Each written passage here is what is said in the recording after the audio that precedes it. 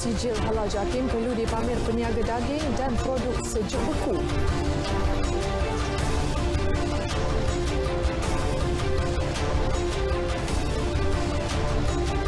Individu zon merah ke Perlis diminta hubungi bilik gerakan COVID-19.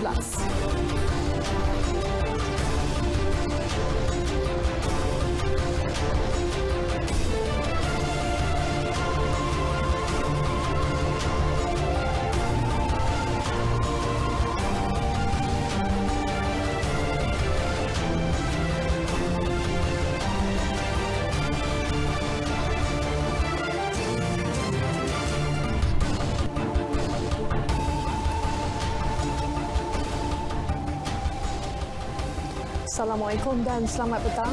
Berita wilayah edisi 30 Disember 2020. Anda bersama saya Fahazim dan saya Syairul Islam.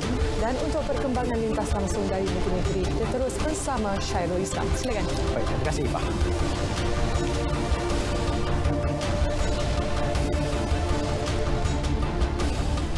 Baik, perkembangan lintas langsung sebentar lagi bakal dibuka dengan Bumi Kenyalang.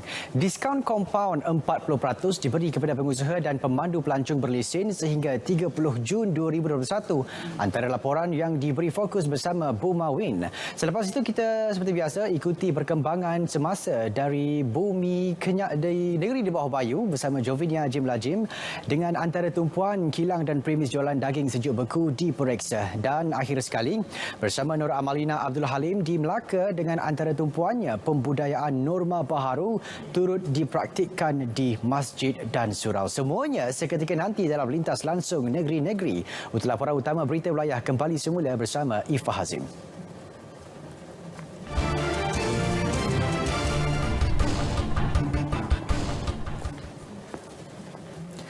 Sekiranya meragui status halal daging import, umat Islam mempunyai pilihan sehingga daging berkenaan diperakui sepenuhnya. Menteri di Jabatan Perdana Menteri Hal Ehwal Agama, Datuk Seri Dr. Zulkifli Muhammad Al-Bakri turut memaklumkan Jabatan Kemajuan Islam Malaysia JAKIM dan Kementerian Perdagangan Dalam Negeri dan Hal Ehwal Pengguna KPDNHEP juga Mufti telah memberi kenyataan serta pandangan masing-masing berhubung isu ini. Hadis sebut dah ma yaribuka ila ma la yaribuka. Tinggal apa yang menjadi keraguan kepada apa yang tidak menjadi keraguan. Sebab itu saya sendiri 2 hari lepas telah pergi ke 2 tempat untuk nak memastikan daging import yang benar-benar mengikut piawaian dan juga garis panduan dan SOP. Dalam masa sama, beliau turut memaklumkan masih terlalu awal untuk melakukan rombakan besar-besaran terhadap JAKIM. Beliau menyatakan demikian selepas menyampaikan sumbangan dana inspirasi Malaysia kepada 680 pelajar B40 di Universiti Malaysia Terengganu UMT. Di bawah Akta Perihal Larangan 2011, Kementerian Perdagangan Dalam Negeri dan Hal Ehwal Pengguna KPDNHEP akan membuat pemantauan berterusan dalam memastikan semua daging import halal. Serentak dengan keperluan itu juga, Timbalan Menteri Datuk Rossul Wahid mahu semua peniaga pasar raya yang menjual daging import mempamerkan sijil halal daripada syarikat pembekal utama yang disahkan. Tindakan bakal diambil terhadap mereka yang masih ingkar. Jadi walaupun di packaging daging sebut dah ada tanda halal, tapi untuk nak meyakinkan lagi pengguna supaya diwawarkan ataupun dipamerkan. Kalau boleh dibesarkan. Sama ada di signboard ke di mana-mana supaya dapat mudah dilihat oleh pelanggan. Beliau sebelum itu memantau skim harga maksimum musim perayaan Christmas di Hulu Terengganu. Hanya 10 kes dilaporkan dengan kompaun RM1,100. Ekoran tidak mematuhi skim berkenaan di seluruh negara. Angka itu daripada 9,629 premis yang diperiksa sejak dikuatkuasakan pada 22 Disember hingga hari ini. Didakwa menggunakan logo halal tanpa diperakui pihak berkuasa awal bulan ini, sebuah syarikat pembekal daging dan 2 pengarah syarikat mengaku tidak bersalah. Pengakuan dibuat Raihana Kasim dan Rahman Sheikh Abdullah, masing-masing berusia 42 tahun dan 44 tahun di hadapan Hakim Mahkamah Session Johor Bahru Muhammad Haildar Abdul Aziz. Mengikut pertuduhan, kedua individu terbabit melakukan kesalahan berkenaan kira-kira 1 petang di premis perniagaan Raihana Cold Storage Sdn Bhd, Taman Perniagaan Setia, Johor Bahru. Kedua mereka selaku pemilik Raihana Cold Storage Sdn Bhd dan pemilik Raihana Enterprise dituduh menjalankan perkhidmatan yang berhubung dengan makanan halal menggunakan logo tanpa diperakui sebagai halal oleh pihak berkuasa berwibawa. Kesalahan berkenaan mengikut Perenggan 8-A Perintah Perihal Dagangan Perakuan dan Penandaan Halal 2011 yang boleh dihukum mengikut Perenggan 8-B Perintah yang sama dan dibaca bersama Seksyen 34 Kanun Kesiksaan. Kes dikendalikan Timbalan Pendakwa Raya Kementerian Perdagangan Dalam Negeri dan Hal Ehwal Pengguna KPDNHEP T. Ashvini. Manakala kedua tertuduh diwakili Peguam Nur Liana Hashim dan Lau Kok Guan. Hakim Muhammad Halda kemudian membenarkan kedua tertuduh diikat jamin masing-masing RM40,000 dengan seorang penjamin dengan menetapkan 19 Januari depan untuk sebutan semula kes tersebut. Individu dari zon merah yang pulang ke Perlis diminta segera menghubungi bilik gerakan COVID-19 di Pejabat Kesihatan Kanga untuk melakukan pemakluman, deklarasi kesihatan serta penilaian risiko terhadap mereka. Kenyataan Pengarah Kesihatan Negeri Dr. Sirajuddin Hashim turut memaklumkan individu yang bergejala perlu segera ke klinik kesihatan berhampiran untuk mendapatkan rawatan, menjalani ujian COVID-19 dan diberikan arahan kuarantin.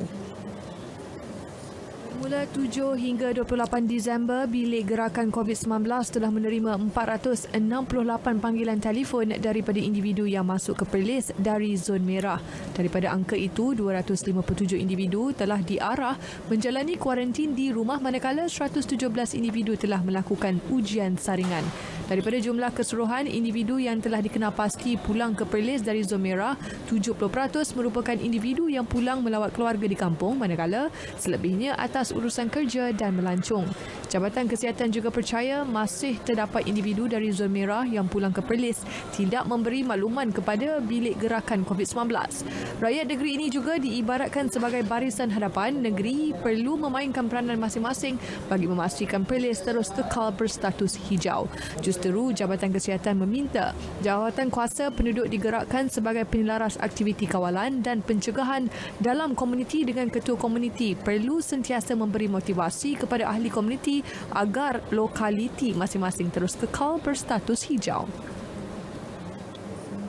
Tentera Darat Malaysia akan mencadangkan kepada Majlis Keselamatan Negara MKN untuk meneruskan Ops Penting yang akan berakhir 2022. Ia berikutan pelbagai kejayaan diraih menerusi operasi itu terutama dalam menghalang keluar masuk pendatang asing tanpa izin parti di sempadan negara.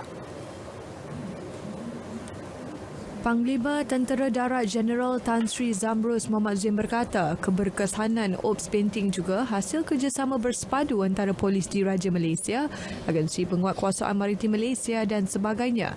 Sepanjang tempoh Ops Penting, Johor antara negeri yang menunjukkan prestasi cemerlang dengan pelbagai siri tangkapan dan rampasan. Ianya memberi kebaikan kepada semua agensi atau pada negara. Kemungkinan Ops Benteng ini dikekalkan tetapi dalam bentuk struktur yang berbeza. Tetapi still asas konsep dia bersepadu dengan semua agensi. Mungkin kita akan nampak lebih kejayaan di masa mendatang. Beliau berkata demikian selepas mengadakan lawatan Ops Benteng Sektor 7 Brigade di Markas Taktikal Tanjung Sepang, Kota Tinggi. Menerusi Ops Benteng yang bermula Mei lalu, ATM berjaya memberkas 1,108 parti dan nilai rampasan lebih 2.6 juta ringgit.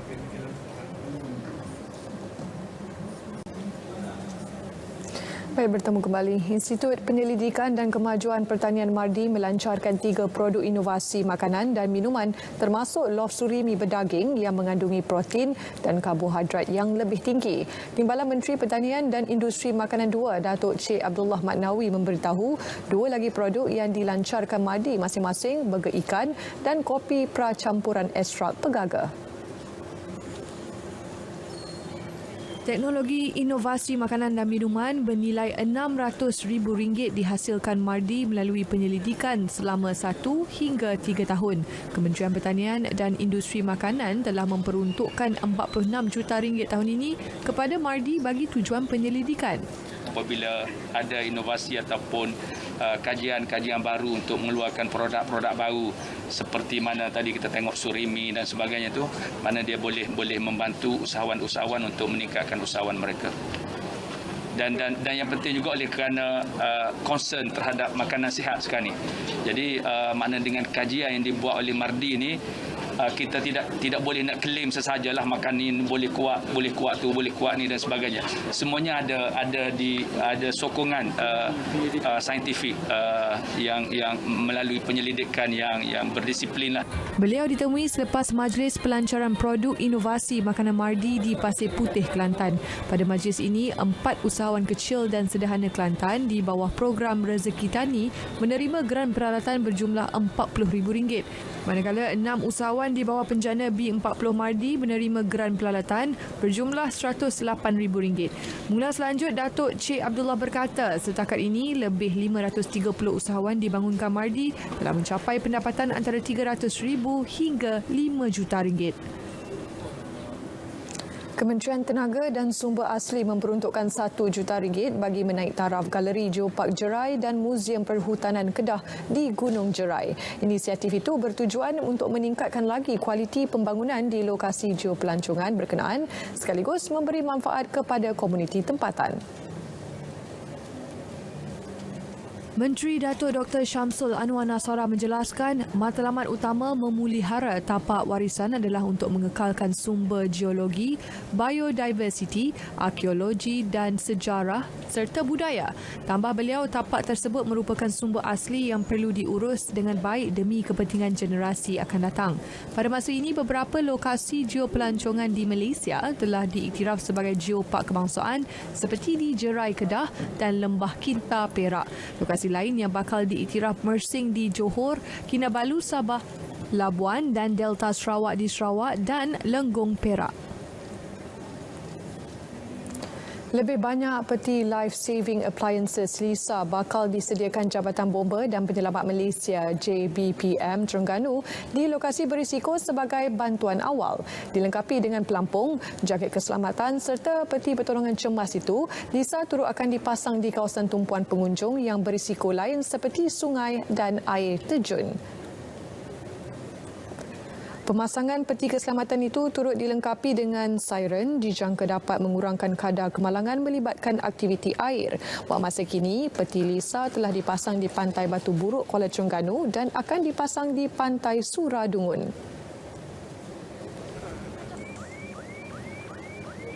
Duka cita jugalah buat masa ini orang awam belum terlalu tahu kewujudan LISA ni. Kita telah letakkan tapi orang awam mungkin kesedaran orang awam terhadap benda ni kurang lagi, masih kurang.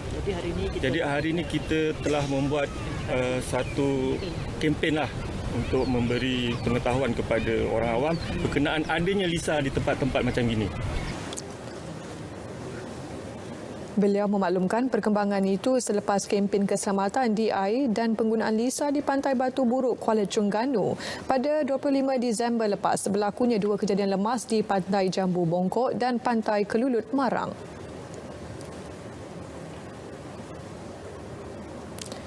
Elak dan tangguh sebarang aktiviti di kawasan berisiko sepanjang tempoh monsun timur laut yang dijangka berakhir Mac depan. Ketua Sekretariat Jawatankuasa Pengurusan Bencana Negeri, Lieutenant Colonel Pertahanan Awam Cik Adam A. Rahman memaklumkan dalam tempoh hingga Mac depan, 4 hingga 6 episod hujan lebat yang signifikan dijangka berlaku.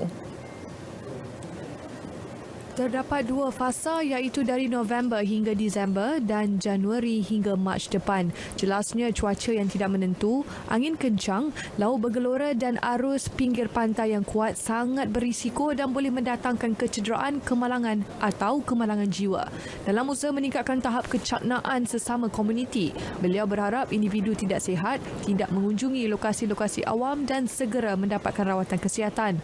Pada masa sama, masyarakat perlu lebih menekankan aspek amalan norma baharu dan mengelak kawasan sesak kerana sangat berisiko tinggi.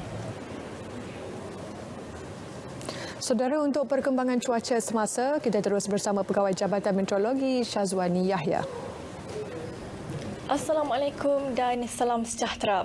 Pada ketika ini, rantau negara masih lagi berada dalam tempoh monsun timur laut dengan kelajuan angin yang agak kencang iaitu melebihi 60 km sejam dan ketinggian ombak boleh mencapai melebihi 4.5 meter. Oleh itu, Met Malaysia telah pun mengemas kini ketiga-tiga amaran angin kencang dan lap gelora bagi kawasan-kawasan perairan yang bertanda kuning, jingga dan juga merah.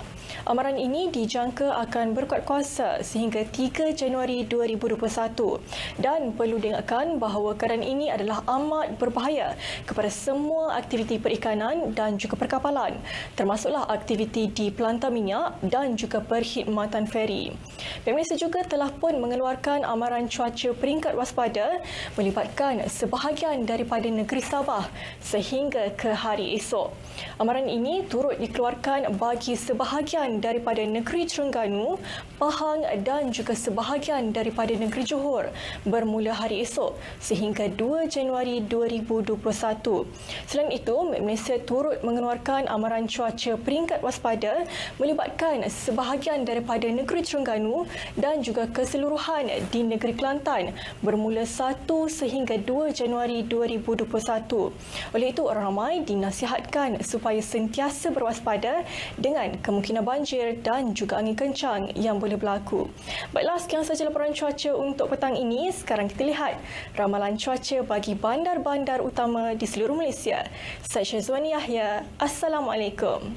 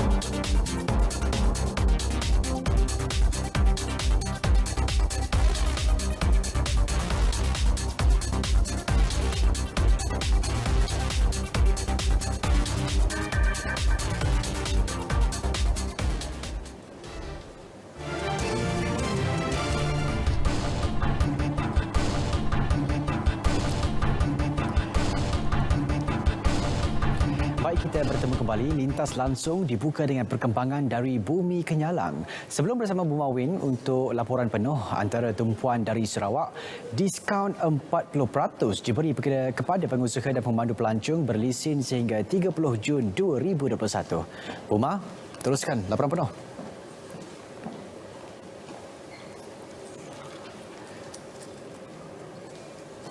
Baik Syarul, terima kasih. Salam hormat dan salam sejahtera.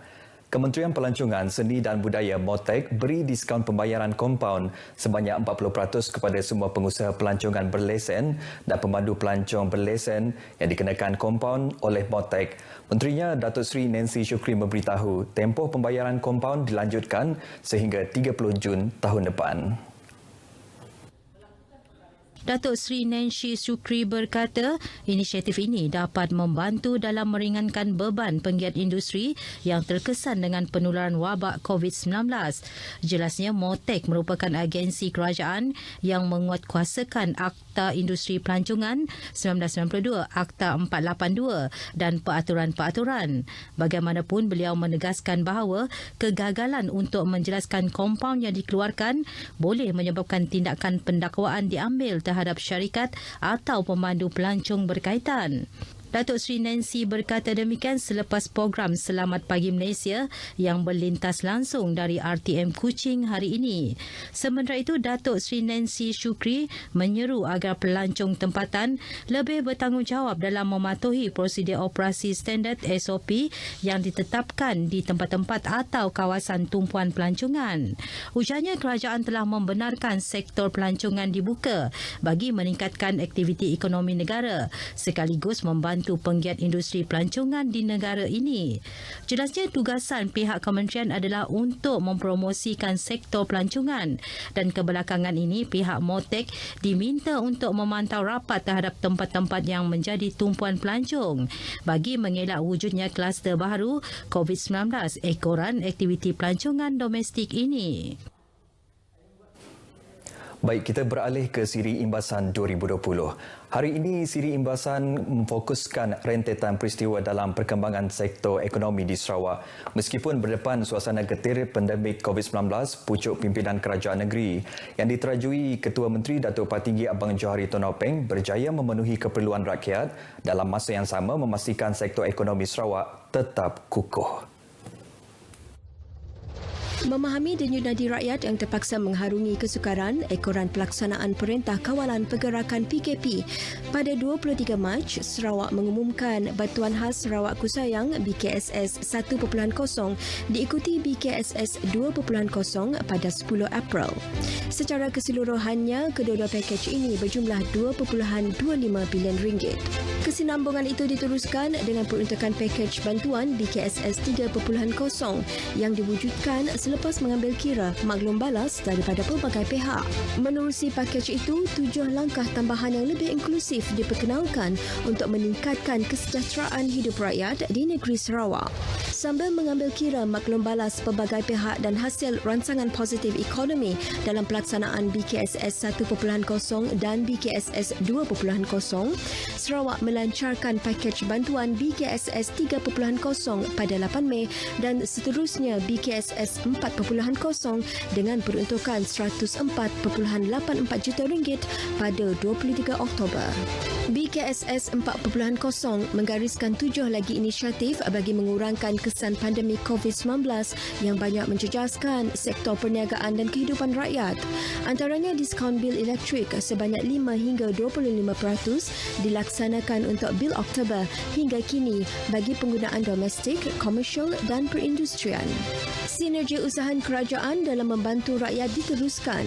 Belanjawan Sarawak 2021 yang dibentangkan di Dewan Undangan Negeri November lepas jelas menunjukkan keprihatinan kerajaan terhadap rakyat di negeri ini. Ini dibuktikan menerusi peruntukan sebahagian besar agihan untuk pembangunan luar bandar iaitu 67% atau 4.251 bilion ringgit. Belanjawan Sarawak 2021 yang dibentangkan Ketua Menteri yang juga Menteri Keuangan Sarawak Datuk Petinggi Abang Johari Abang Openg menyaksikan belanjawan ini antara yang terbesar berbanding negeri-negeri lain iaitu 9.832 bilion ringgit. Dalam kepayahan mengharungi pandemik COVID-19, rakyat Sarawak turut menerima khabar gembira khasnya penduduk Kuching, Semarahan dan Serian dengan pengumuman pelaksanaan sistem transit aliran autonomi ART pertama di Sarawak. Perancangan pelaksanaannya dijangka bermula pada 2025.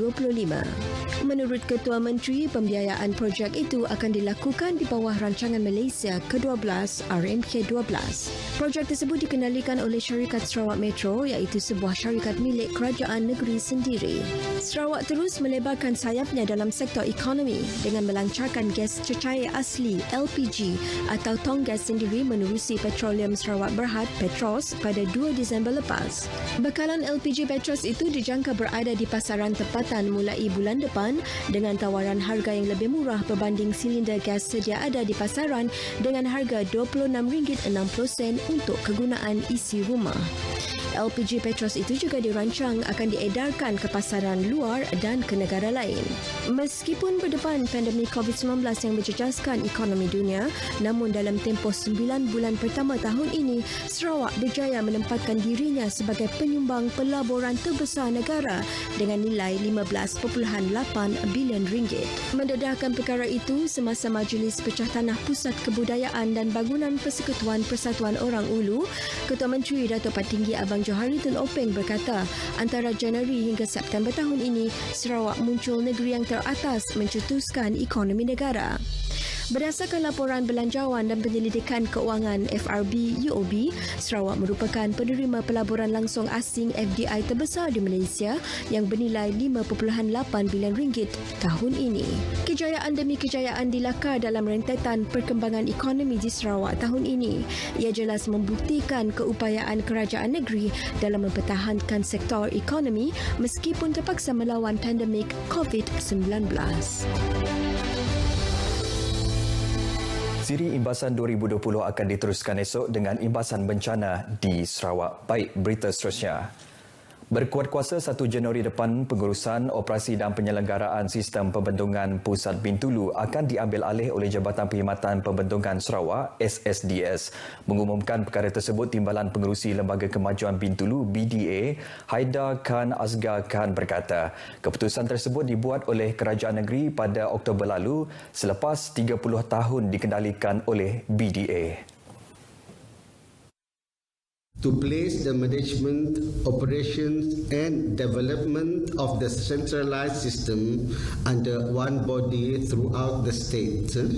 Nevertheless, the services of dislodging of septic tanks for private premises in Bintulu will continue and will remain under BDA as a local authority. Bercakap di Wisma Bintulu, menurut Haidar, SSDS merupakan sebuah jabatan di bawah Kementerian Kerajaan Tempatan dan Perumahan yang mengendalikan perkhidmatan pembentungan berpusat di beberapa bahagian Dewan Bandaraya Kuching Utara, Majlis Bandaraya Kuching Selatan dan sedang membina sistem pembentungan berpusat di kawasan Majlis Bandaraya Miri. SSDS juga mengendalikan operasi loji rawatan septik di Miri dan Sibu. Oleh itu, beliau yakin SSDS akan mengendalikan dengan lebih efisien sistem pembentungan berpusat di Bintulu. Sementara itu, Pengurus Besar BDA Muhammad Yaakob Kari menasihatkan orang ramai untuk mengambil maklum mengenai peralihan pengendalian oleh SSDS itu. Selain daripada peralihan pelan stesen pam, saluran pembentungan, mesin, kenderaan dan peralatan, ia juga melibatkan 10 kaki tangan BDA yang akan berkhidmat di bawah SSDS bagi tempoh 9 hingga 12 bulan. Kita yakin dengan gabungan kerja di antara BDA dengan SSDS nanti sama-sama dalam tempoh 9 bulan ke setahun ini insya-Allah kita masih sustain ataupun maintain perkhidmatan macam sedia kala ataupun lebih baik. Baik saudara, sebelum kita mengakhiri berita wilayah dari Sarawak hari ini, kawasan Rumah Panjang Alip Kuleh, Long Unan Tubau, Sebauh dilanda banjir akibat hujan lebat malam tadi. Menurut Pegawai Angkatan Pertahanan Awam Malaysia APM Daerah Bintulu, Lieutenant Pertahanan Awam Raidah Jaumi, maklum awal diterima pihaknya berkaitan dengan kejadian tersebut pada tengah hari tadi. Menurut beliau, banjir menjejaskan kawasan sekitarnya dan naik ke bahagian rumah panjang 28 pintu masyarakat Kenyah tersebut. Laluan masuk ke kawasan tersebut yang menggunakan laluan balak juga dikatakan ditenggelami air. Sekian berita dari Sarawak, kita kembali bersama Syairul di Angkasa Puri. Silakan Syairul. Baik, itu dia berita langsung dari Kuching. Terima kasih Bu Mawin. Seperti biasa, kita ke negeri di bawah payu bersama Jovini Ajim Lajim. Dengan antara laporannya, agensi berkaitan giat lakukan pemeriksaan terhadap kilang dan premis jualan daging sejuk beku sekitar Kota Kinabalu. Jovini, teruskan.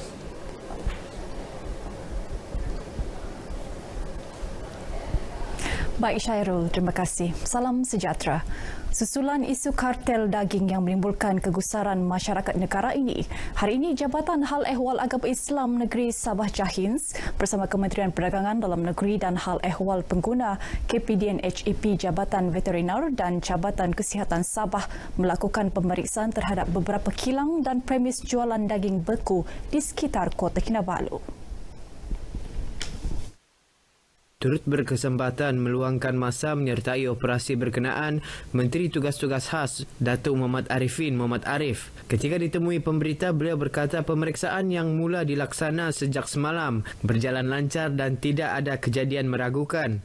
Daging-daging terus datang ke negeri Sabah. Daging dari Semenanjung tidak masuk ke negeri Sabah. Kalau daging lembu daripada New Zealand dan Australia, kita ada logo halal. Kalau dari kerbau daripada India, Kalau ayam daripada Holland atau Belanda dan Denmark. Menurut Datuk Arifin, Giants dan agensi terlibat akan terus melaksanakan pemantauan dari masa ke masa. Justru, beliau menasihati rakyat agar tidak perlu khawatir dengan isu berkenaan. Penggunaan aplikasi penjualan produk dalam talian dalam kalangan usahawan industri kecil dan sederhana IKS di Sabah semakin meningkat khususnya sejak penularan pandemik COVID-19. Timbalan Ketua Menteri Ketiga Merangkap Menteri Pembangunan Perindustrian, Datuk Dr. Joachim Gunsalam berkata, kebanyakan usahawan IKS memanfaat sepenuhnya aplikasi itu selain media sosial seperti Facebook untuk memasarkan produk.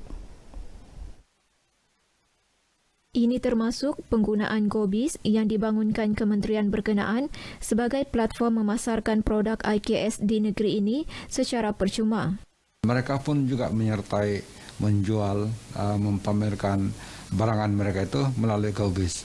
So artinya kesadaran itu sudah ada dan sedang meningkat. Saya ingat salah satu yang boleh menaikkan pemasaran kita khususnya dalam keadaan COVID-19 ini. Datuk Dr. Joachim bercakap kepada RTM di Wisma Keuangan Kota Kinabalu. Dalam perkembangan sama, beliau memaklumkan pihaknya kini memberi tumpuan penuh terhadap usaha memasarkan produk tempatan Sabah bagi membantu usahawan IKS terjejas. Antara usaha dilakukan termasuk menyediakan program transformasi usahawan Sabah terus MID kepada usahawan yang mempunyai masalah berkaitan pembungkusan produk kurang menarik. Tahun 2020 menyaksikan perubahan lanskap kehidupan manusia berikutan krisis kesihatan pandemik COVID-19. Di Sabah setakat ini sebanyak 36,461 kes direkodkan akibat pandemik berkenaan yang turut melibatkan 260 kehilangan nyawa. Ikuti imbasan situasi COVID-19 di Sabah bersama wartawan Sarifah Munas Rasad.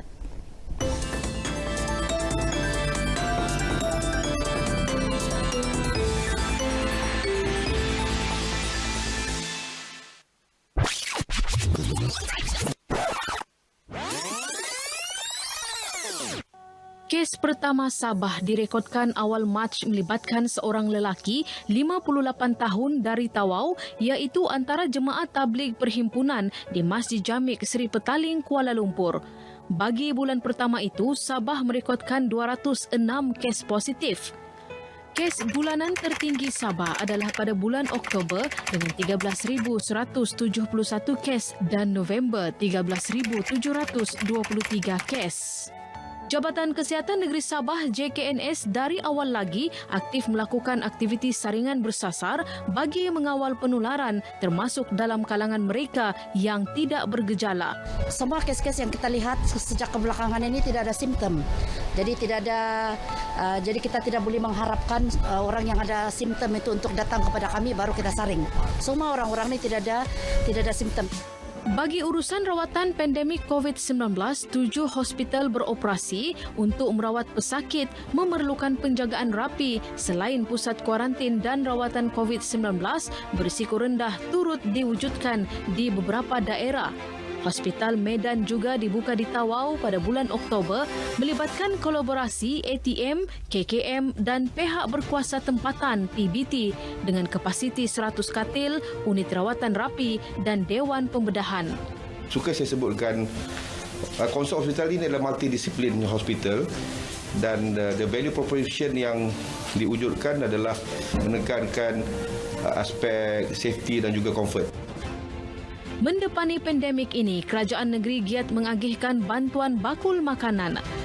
Sebanyak 305,744 bakul makanan diagih kepada golongan sasar sejak Oktober hingga 29 Disember di 27 daerah. Tujuan utama untuk membuat lawatan ini adalah untuk melihat sendiri proses agihan bakul makanan, berbincang dengan pengerusi PKOB, bagaimana kita memperkemaskan proses agihan bakul makanan. Jawatan Kuasa Pengurusan Bencana Negeri pula aktif memain peranan melaporkan operasi harian dijalankan di seluruh negeri melalui sekatan jalan raya, penguatkuasaan perairan, sanitasi dan hebahan umum.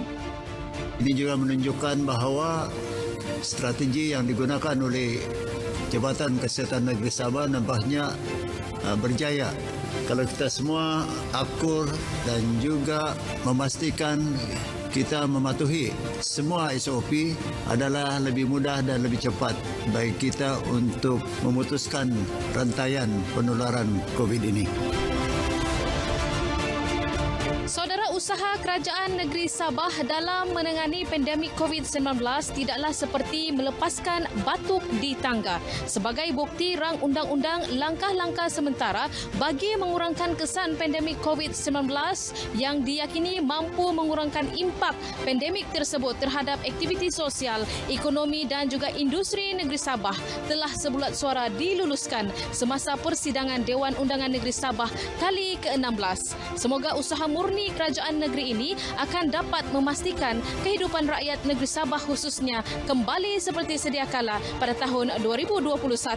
Sarifah Munazah Sarip, Berita RTM.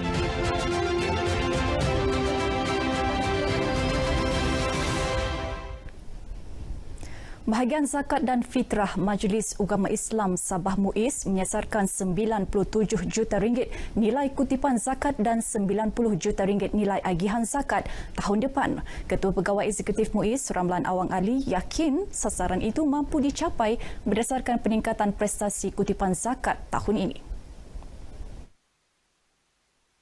Pelbagai pendekatan dan inisiatif baharu yang dilaksanakan bahagian zakat dan fitrah MUIS termasuk kemudahan pembayaran secara dalam talian diyakini akan membantu mencapai sasaran kutipan. Melalui daripada sistem ini juga zakat penggajian melalui potongan zakat berjadual itu kita boleh menyertai. Jadi dia just isikan dalam online itu dengan automatiknya dia akan dipotong secara berjadual untuk zakat penggajian.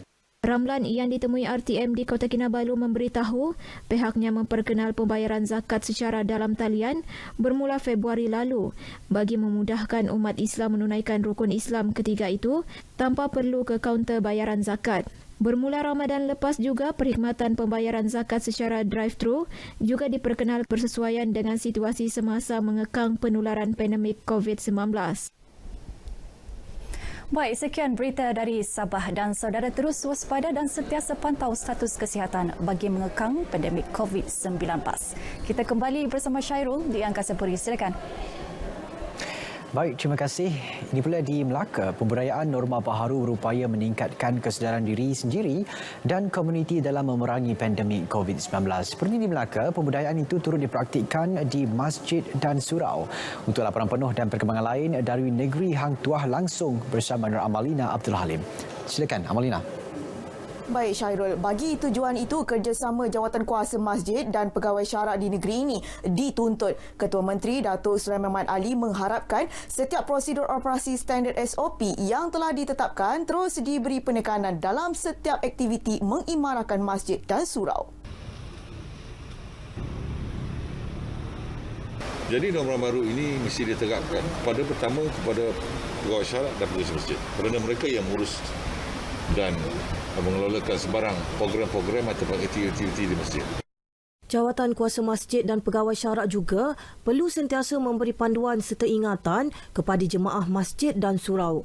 Beliau menyatakan demikian ketika program pembudayaan norma baharu bersama Jawatan Kuasa Masjid dan Pegawai Syarak Negeri Melaka di Masjid Al-Azim.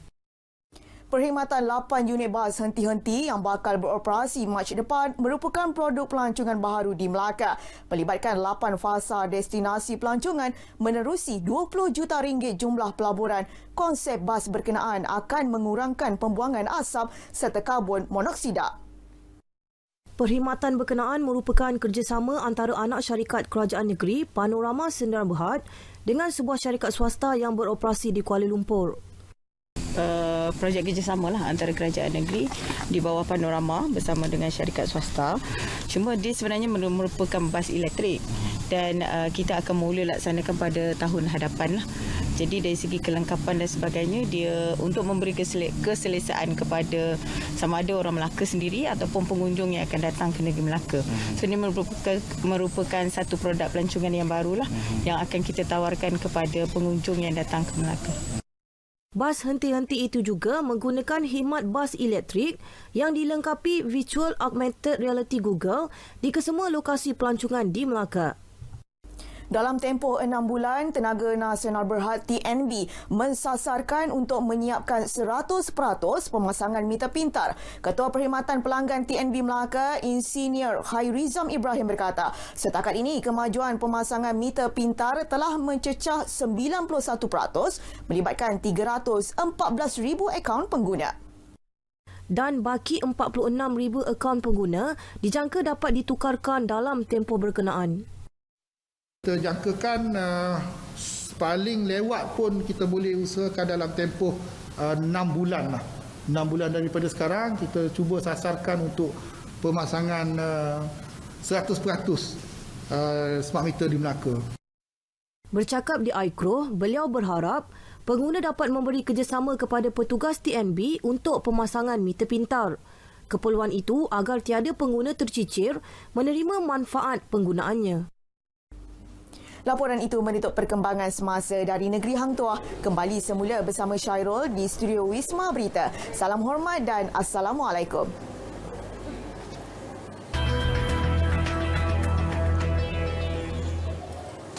Baik, saudara, situasi duduk rumah sepanjang mengharungi pandemik COVID-19 memberi anjakan baharu kepada rakyat Malaysia.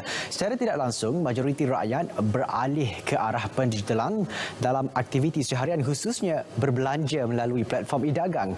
Mewujudkan situasi menang-menang, peningkatan pengguna e-dagang dimanfaatkan pula golongan peniaga untuk meningkatkan pendapatan. Transaksi tanpa tunai yang mengurangkan pergerakan ramai jelas memudahkan proses urus niaga.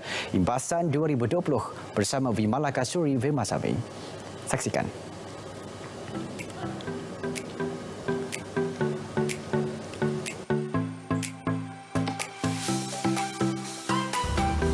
Sejak pelaksanaan Perintah Kawalan Pergerakan PKP pada 18 Mac lalu, pembelian secara dalam talian melonjak berikutan pergerakan terhad masyarakat. Kadar perbelanjaan secara dalam talian di Malaysia meningkat 34.5% antara Oktober dan November tahun ini berbanding negatif 3.4% antara Mac dan Mei tahun sama. Bukti ini dapat dilihat apabila Agrobazar Online Kendalian Lembaga Pemasaran Pertanian Persekutuan FAMA berjaya mencatat rekod jualan mencecah RM8 juta sehingga 30 November lalu.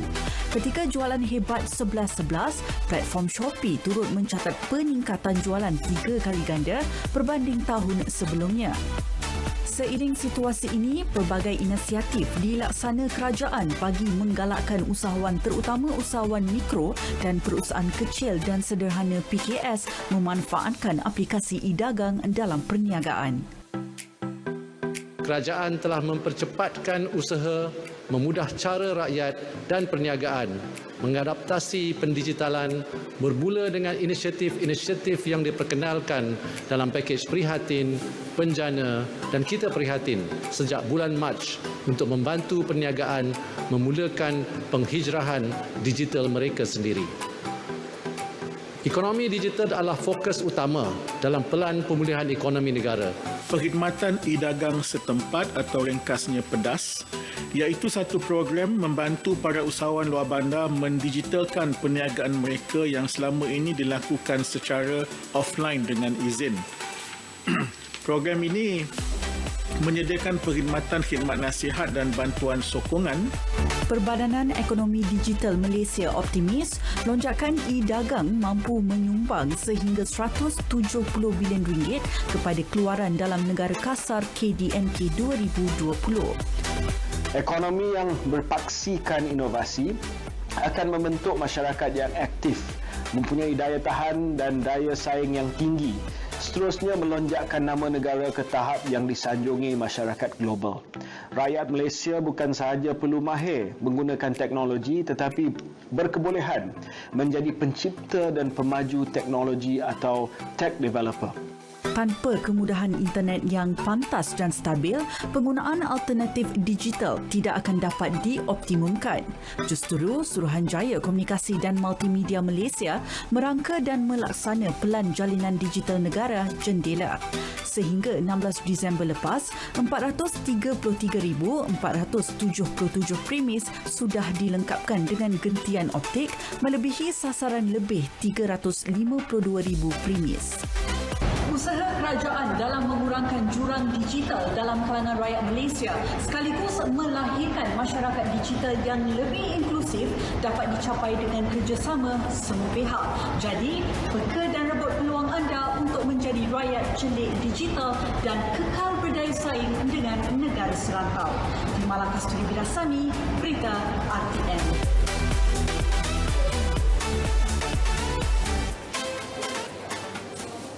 Baik, dalam pada itu Parlimen Malaysia berdepan senario berbeza tahun ini. Bermula dengan perubahan kepimpinan negara hingga penangguhan persidangan ekoran pelaksanaan Perintah Kawalan Pergerakan PKP. Selain itu, Parlimen selaku institusi perundangan tertinggi dalam negara menyaksikan pembentangan belanjawan paling getero dalam sejarah 57 tahun pembentukan Malaysia. Ia berikutan situasi politik semasa tanah air. Saksikan imbasan persidangan Parlimen 2020.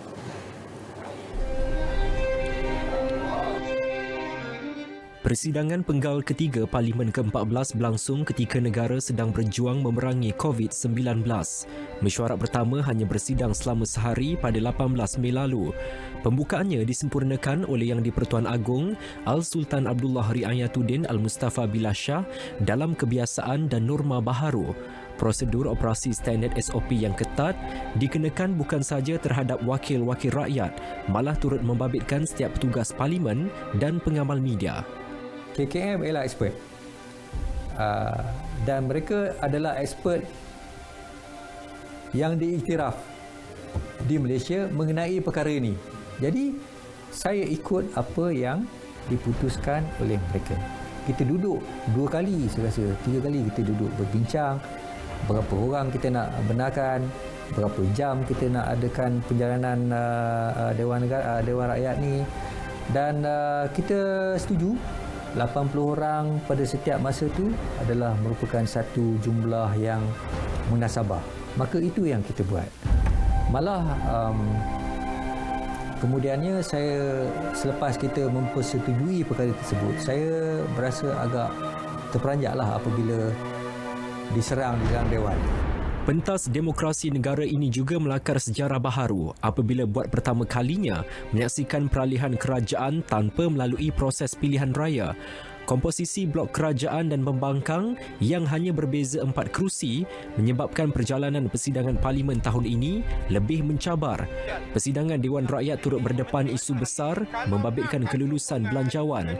Situasi tersebut dapat disaksikan semasa pembentangan, perbahasan dan pengundian rang undang-undang perbekalan 2021. Saya rasa inilah belanjawan yang diperhalusi secara sehalus-halusnya di dalam sejarah kita. Selepas ianya diluluskan di peringkat dasar tu, di peringkat jawatan kuasa pula,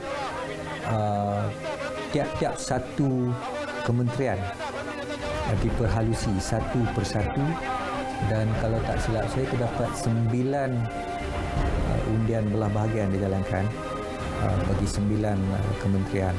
Saya rasa itu pun merupakan satu undi belah bahagian yang paling banyak di peringkat jawatan kuasa. Buat pertama kali begitu sukar untuk meluluskan belanjawan negara. Yang 322 bilion itu bagaikan gegak gempita baru dapat diluluskan, itu pun hanya dengan 3 undi kelebihan daripada pembangkang. Ini tak pernah berlaku dahulu. Bagi kedua-dua speaker Parlimen, 2021 dijangka terus mencabar. Namun, tugas yang dipikul akan tetap dilaksanakan mengikut undang-undang. Saya perlu menjalankan tugas mengikut undang-undang. Itu cabaran saya. Dan sekiranya kita mengambil jawatan yang tertinggi di dalam sesuatu institusi itu, maka itulah akan menjadi cabaran kita. bagi saya.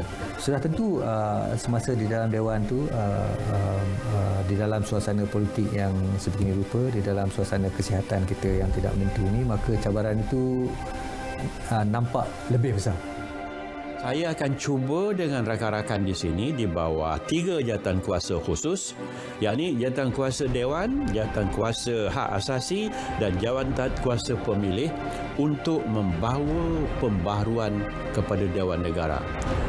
Apa pembaharuannya yang kita fikirkan?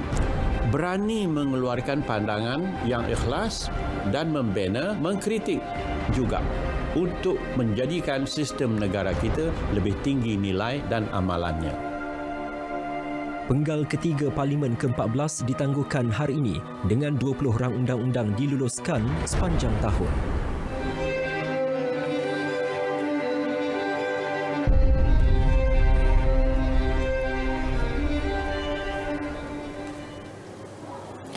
Sultan Selangor Sultan Sharafuddin Idris Shah berkenan mengurniakan watika pelantikan kepada bekas Pengerusi Suruhanjaya Pilihan Raya SPR Tan Sri Abdul Aziz Muhammad Yusof sebagai Pengerusi Majlis Agama Islam Selangor MAIS yang baharu.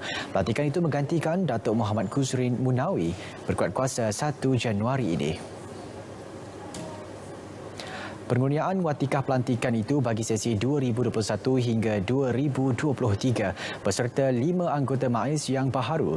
Dalam istiadat sama, 20 lagi anggota MAIS menerima watika pelantikan termasuk Setiausaha Kerajaan Negeri, Penasihat Undang-Undang Negeri, Pegawai Kewangan Negeri, Mufti Selangor, Ketua Polis Selangor dan Pengarah Jabatan Agama Islam Selangor JAIS. Seramai 11 ahli pemegang amanah Lembaga Zakat Selangor turut menerima watikah berkenaan yang diadakan di Istana Bukit Kayangan di Shah Alam. Baginda juga turut berkenan melantik Hakim Mahkamah Tinggi Syariah Selangor yang baharu berkuat kuasa 16 Disember lepas. Watikah pelantikan tersebut bagi mengukuhkan takbir urus hal ehwal Islam negeri dengan lebih baik.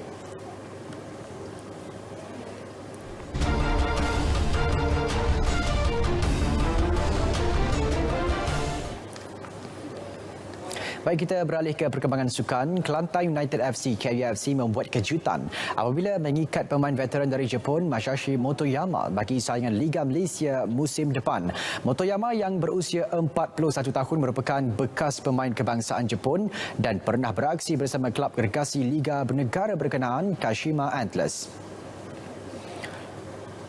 Presiden KUFC Datuk Syed Abdullah Ahmad Nawi berkata pemain dari negara matahari terbit itu dibawa masuk melalui kerjasama strategik bersama syarikat pengeluar minuman Yakult Malaysia. Dalam pada itu, Syed Abdullah berkata DNA bola sepak Jepun bakal diterapkan ke dalam pasukan KUFC bagi membentuk pasukan yang mantap musim depan dengan misi layak ke Liga Super 2022. Maksud DNA Jepun ni maknanya kita nak terapkan semua budaya kerja penyusunan strategi Jepun tu kalau boleh kita terap dalam pasukan kita dan juga negeri Kelantan ini. Dan kita lihat bagaimana perancangan yang dibuat di Jepun mana untuk mensasarkan juara Piala Dunia pada tahun 20 berapa tadi? 2092. Bukan 2029 2092.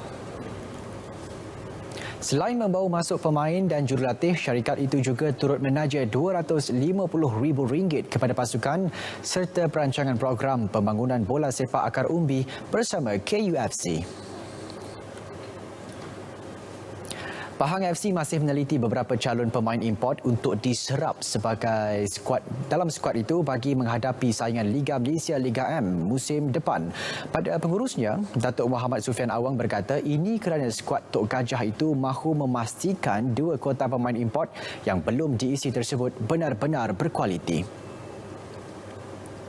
Setakat ini, Pahang FC sudah memiliki 3 pemain import termasuk 2 pemain baharu iaitu Sergio Aguero dan Lee Tak yang masing-masing beraksi di posisi serangan dan tengah. Satu lagi kuota telah pun diisi pemain pertahanan dari Perancis, Harold Gulen yang dikekalkan bersama mereka sejak menyarung jersey Pahang pada 2018. Difahamkan bagi kuota pemain Asia pula yang menjadi tumpuan Tok Gajah ialah dari Korea Selatan, Australia, Palestin, Lebanon dan Jepun. Bagi Pesta Asia Tenggara, pemain dari Thailand, Vietnam, Filipina, Indonesia dan Singapura menjadi pilihan utama.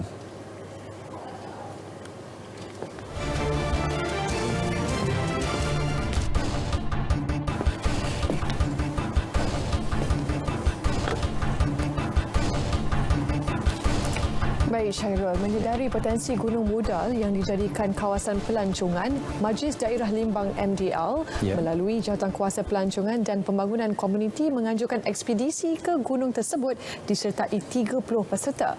Ya, betul Tifah. Perjalanan dari bandar ke tapak penginapan sebenarnya memakan masa lebih kurang 3 jam menaiki pacuan 4 roda. Ya, kita ikuti laporan Muhammad Syazwan Kadil. Saksikan.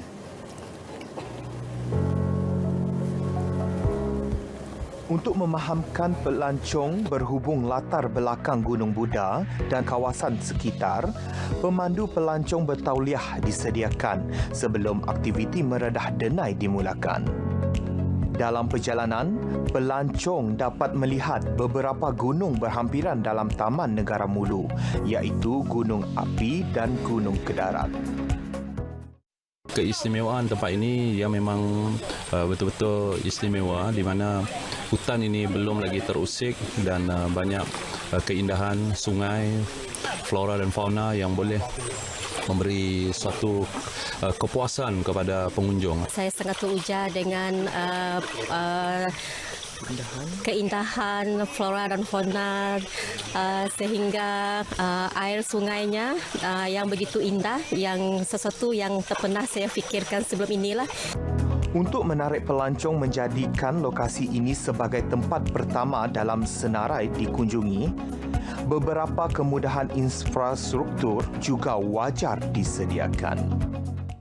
Memberi banyak inspirasi dan juga ini boleh dijadikan sebagai platform untuk kita meluangkan masa dengan alam semula jadi dan juga merilis tension kita. Gunung Budak mempunyai keindahan flora dan fauna yang semula jadi dan masih belum diterokai dan tidak boleh diterokai tanpa kebenaran. Keindahan semula jadinya merupakan ciptaan ilahi. Syazwan Kadil, RTM. Baik Ifah, laporan tadi mengakhiri berita wilayah petang ini. Ya, dan sentiasa mengimbas mai sejahtera di mana sahaja anda berada. Ya, bersama-sama kita cegah penularan COVID-19 kerana kita masih belum menang. Itu selamat petang dan Assalamualaikum.